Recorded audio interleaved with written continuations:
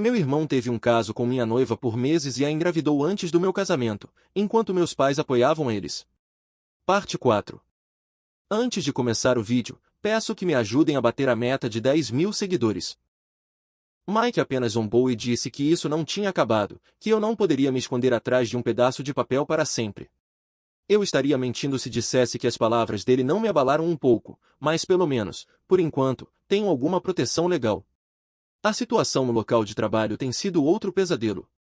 Lembra que eu mencionei que minha família estava aparecendo no meu local de trabalho? Bem, isso culminou na semana passada.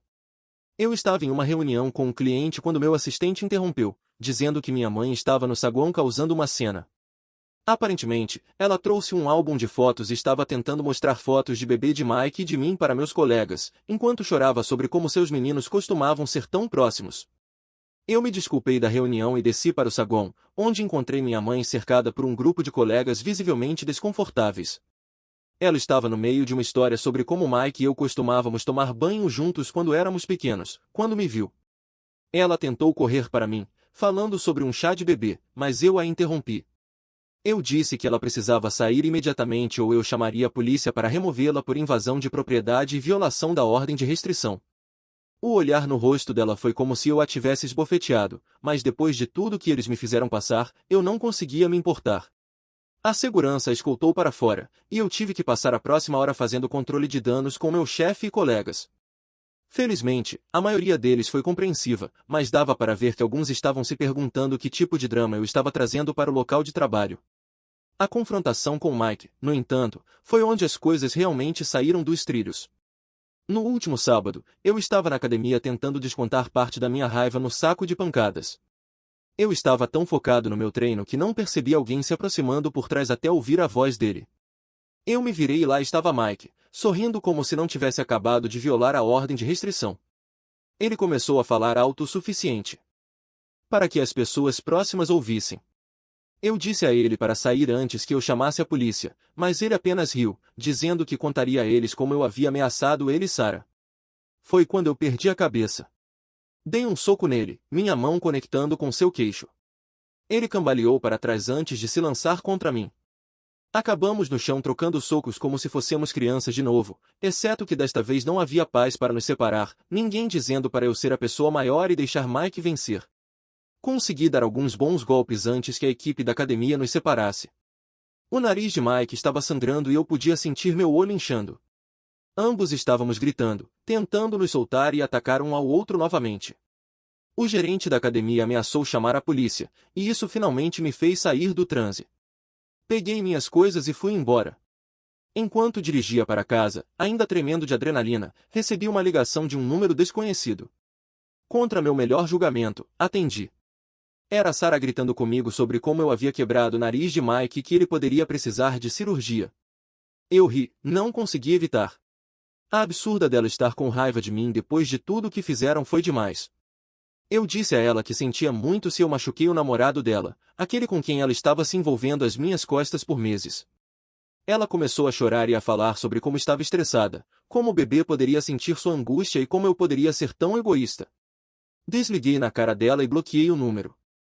As consequências da briga foram intensas. A notícia se espalhou como fogo pela nossa rede social. Meu telefone não parava de receber mensagens de amigos e familiares, alguns tomando meu lado, outros me chamando de nomes por ter agredido meu pobre irmão indefeso. Os pais de Sarah entraram em contato novamente, reiterando seu apoio a mim e expressando decepção com a filha. Foi um pequeno conforto, mas neste ponto, eu aceito o que puder. A ordem de restrição não parece mais suficiente.